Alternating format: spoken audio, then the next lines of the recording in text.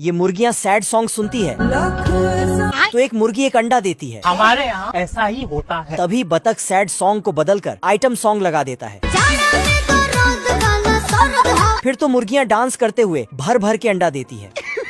इधर मुर्गियों का पति मुर्गा नाश्ता कर रहा था और साला बतख सभी अंडे को फटाफट उठा के बेचने का प्लानिंग कर रहा था। साले तू तभी मुर्गा वहाँ हाजिर हो जाता है।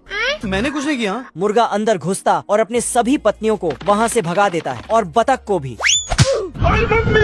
अब देख तू। बतख स्टाइल मार के दरवाजा खोलता है। बाप रे। फिर बाहर अंडों की टोकरी में इसको पैसा दिखता है जिसका रखवाला मुर्गा कर रहा था। अच्छा। बतख अंडे को हासिल करने के लिए मुर्गी बन जाता है यार मैं इतना सुंदर क्यों हूँ? और फिर इस मुर्गे के सामने आके मटकने लगता है। कोई हमें भी पटा लो, गरीबों की दुआ लगेगी। साला मुर्गे के इतनी सारी पत्नियों के होते हुए भी नकली मुर्गी के चक्कर में पड़ जाता है। बाबू ये मुर्गा बतख को ढूंढता है लेकिन बतख अंडा चोरी करने की तैयारी कर रहा था। तभी मुर्गा आ जाता है। मुर्गा बतख को मुर्गी समझता है और अपने पैर से एक इल्ली को बाहर कर देता है।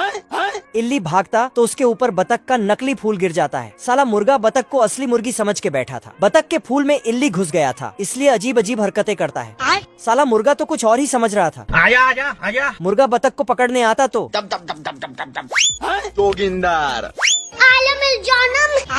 बतख अपने फूल में कुछ देखता है तो इल्ली वहाँ से भाग जाता है और फिर इल्ली इसके कॉस्ट्यूम में ही घुस जाता है। इधर से मुर्गा निकलता है और नकली मुर्गी को देखता है कि डांस कर रही है तो ये भी जाके ठुमके लगाने लगता है।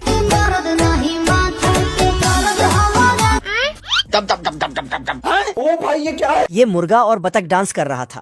तभी डांस करते करते बतख अंडे को उठा के फरार होने की सोचता है लेकिन साला मुर्गा बतख को नचाते रहता है। बाप रे। फिर से बतख अपना टारगेट पूरा करने को दौड़ता है लेकिन इसका फूल काम बिगाड़ देता है। ये क्या है? तो मुर्गा उसे फिर से नचाने लगता है क्योंकि बतख नकली मुर्गी बना है। बतख नाचने छोड़कर अंडे बेचने को भागता है